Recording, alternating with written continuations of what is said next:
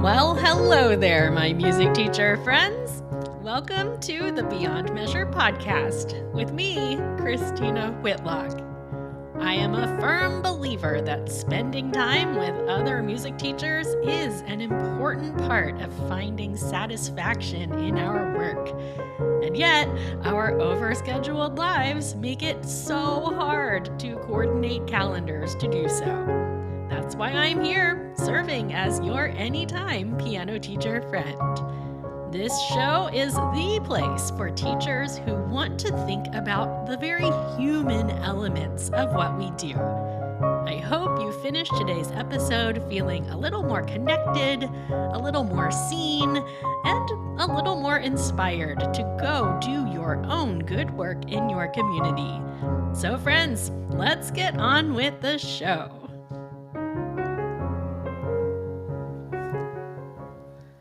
I'm going to get right to the point today because as teachers, it's way too easy to fall into the trap of teaching lesson after lesson, week after week, just following the status quo of our overscheduled lives. It's like getting swept up in a current of busy calendars and unexpected emotions and parent expectations and student dilemmas and, well, you get it. You live it, and so do I. The problem is, we can't get swept up in the current because we are in charge of this operation we are running. We have to stop and take stock from time to time on where we are guiding our students and our businesses. So I have a story for you. Several years ago, I served a term as state president for the Indiana Music Teachers Association. It truly was an honor and a privilege and a whole heaping ton of work. I have to say, getting involved on my state MTA's board of directors really was one of the most influential decisions of my whole teacher life. I've been on that board since 2006, and the teachers I've worked alongside in various capacities are one of the main reasons I believe so strongly in the importance of connecting with your colleagues. You know, pretty much the entire point of this show. Well, at one point during my state presidency, I was putting together the agenda for an upcoming board meeting, and I realized it was strangely empty. Now, this is quite unusual because our agendas are typically packed with time-sensitive matters. I try to be very mindful of respecting people's time, especially when working with a group of volunteers, because I don't ever want to be guilty of wasting anyone's time. So as I looked at this agenda, I realized that nothing stood out as especially pressing. And I began to worry that maybe we shouldn't even have the meeting at all. After all, I didn't want to waste anyone's time, right? Well, fun fact, our IMTA is stacked with wisdom. Seriously, there are brilliant people on that board, so I decided to phone a friend on this dilemma. So I reached out to Karen Thixton, who is a wealth of guidance in so many areas. She writes a column for the AMT Journal. She has also served as the national president of MTNA. So I asked Karen if she thought I should just cancel the board meeting altogether because I didn't want to waste anyone's time. Her response to me was invaluable, and that's the focus of what I want to share with you today. When I asked Karen if I should just cancel the board meeting since there was very little on the agenda, her answer was an enthusiastic no. I mean, she was very nice about it, of course, but she helped me see that this was a golden opportunity for the board to work on casting our vision for the future. She explained that when every board meeting is packed to the gills with action items, it leaves no time for brainstorming over where the organization is heading or what we hope to accomplish. There's no time for dreaming or relationship building or what I like to call crazy talk.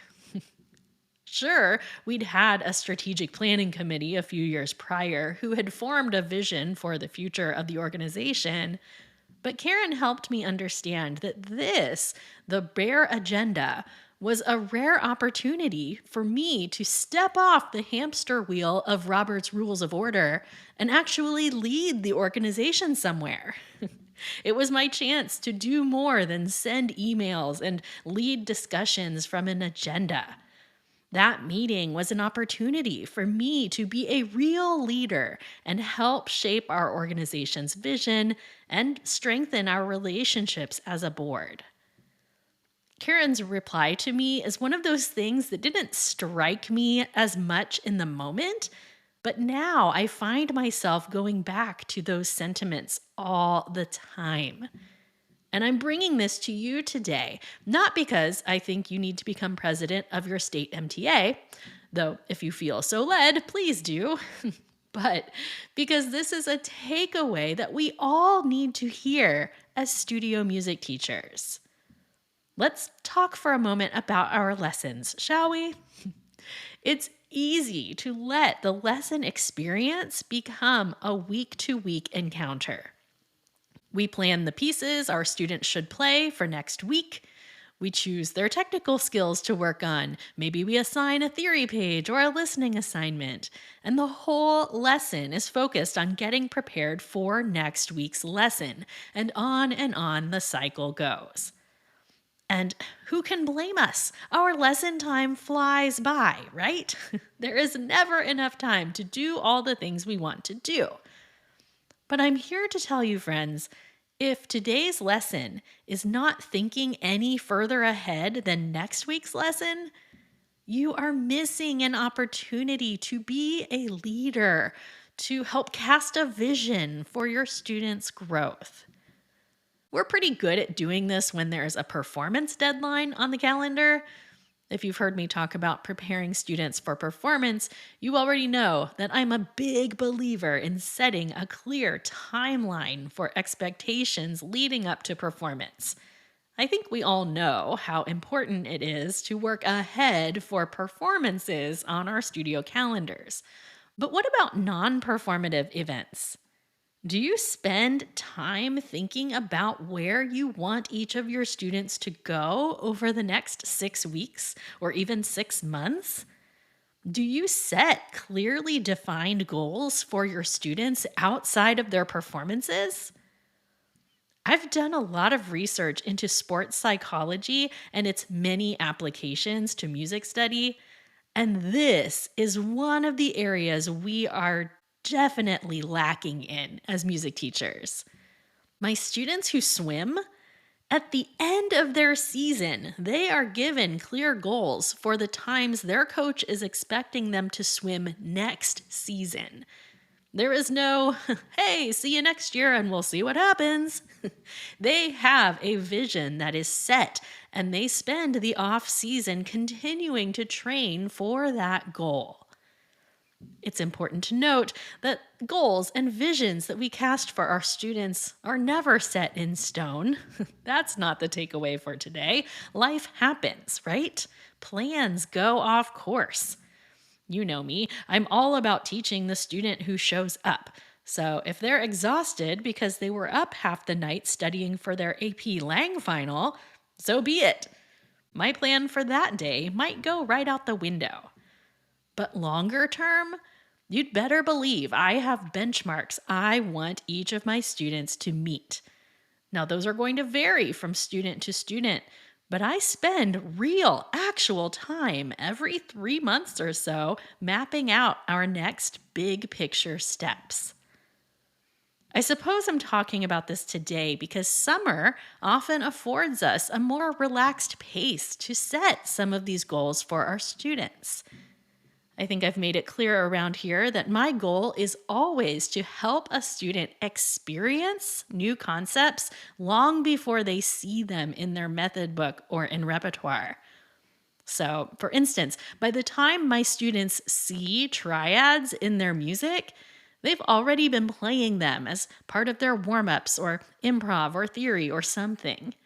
I have a whole process of introducing the staff to my students long before they encounter staff notation in their practice assignments.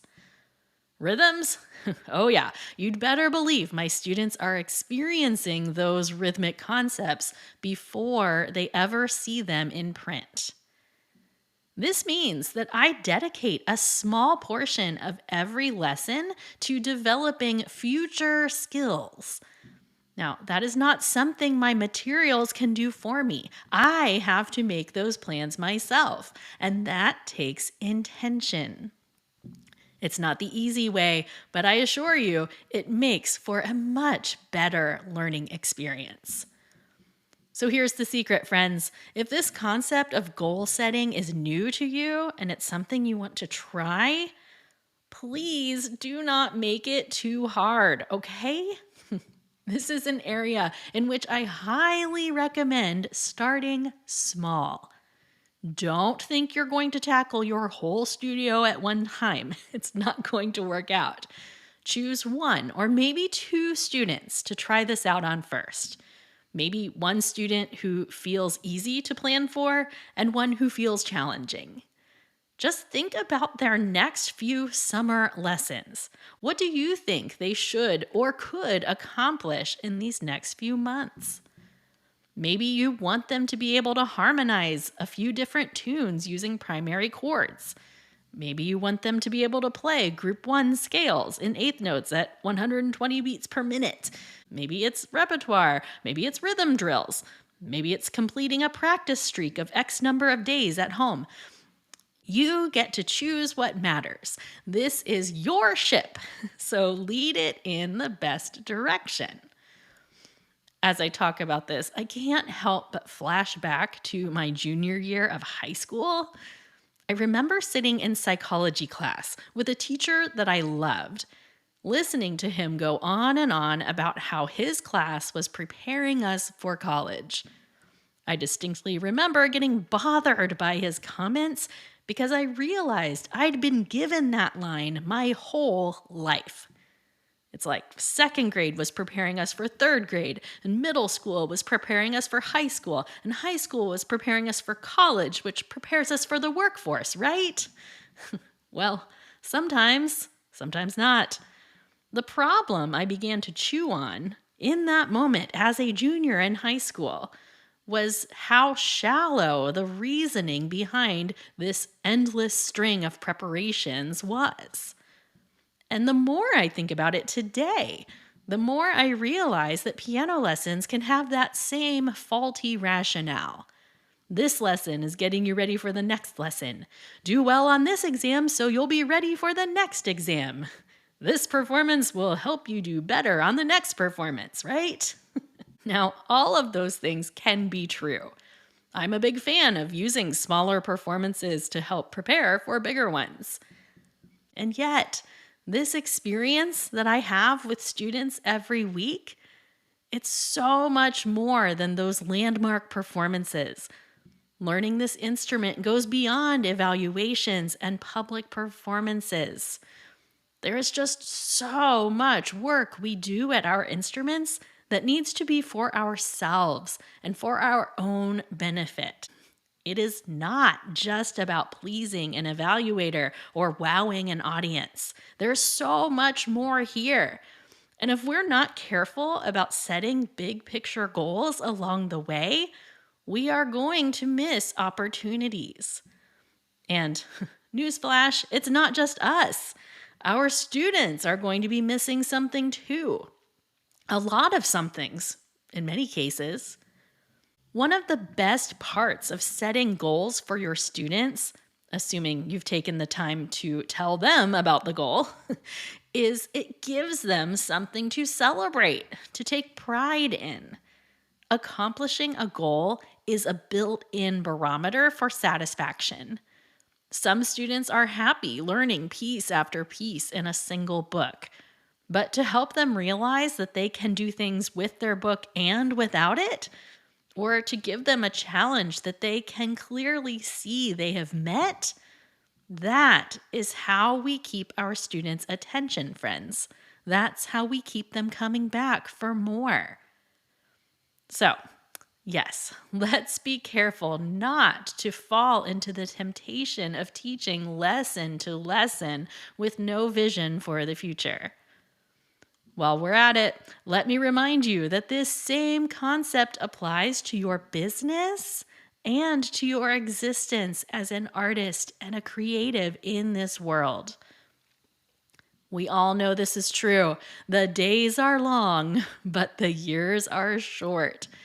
It's so important to take time to evaluate what kind of business you want to be running and what kind of teacher you want to be. If you just exist lesson to lesson and week after week, you are missing out on important ways to grow as a teacher, musician, and person. I've been sharing advice on the internet about this topic for 4.5 years now. This is why I'm such an advocate for self-reflection. I'll share some related episodes in today's show notes, but at the very least, this is why I recommend making periodic lists of what's working and what's not. I share my lists with you occasionally here on the podcast, and that's fun and all, but it's far more important for you to be writing your own lists. Taking stock of what gives you energy and what is draining it is an important first step in casting a big picture vision of the teacher life that you want to be leading. So, friends, I hope you'll let this advice work on you a little bit this week.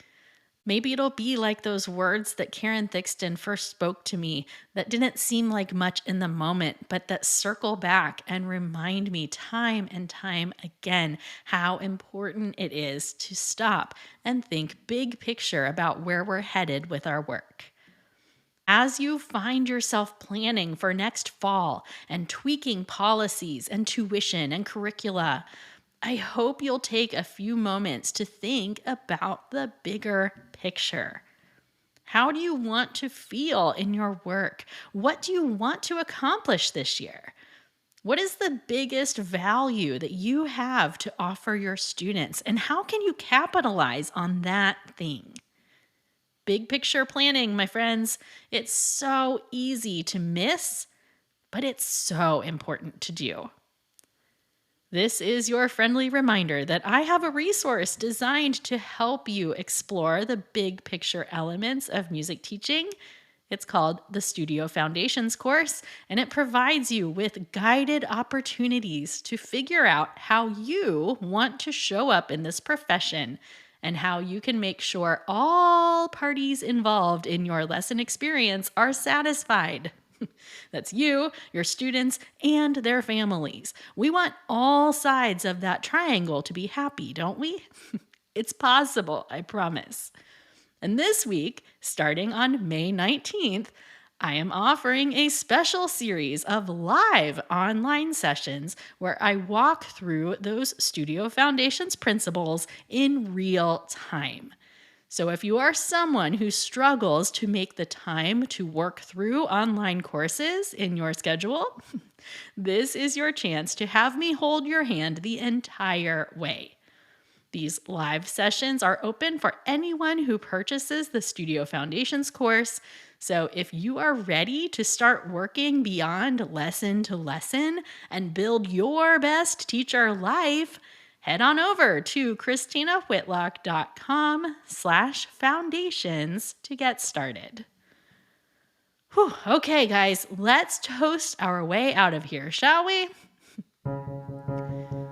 Studio music teacher friends from all around the world, today we make the promise to ourselves that we will not settle for the status quo. We raise our glasses to the big picture, to our ability to create a work environment that feels true to ourselves and makes us excited by the prospect of what's to come. Here's to thinking beyond the day-to-day operations, my friends. Hear, hear. That's all I have for you today, friends. Links to related episodes, the Studio Foundations course, and more can be found in today's show notes at christinawhitlock.com/episode 216. P.S. There may be a discount code in there too if you hurry. Onward and upward toward becoming the visionary leader you are called to be, my friends. I'll see some of you live later this week for our foundation course sessions. Take great care of yourselves, everyone.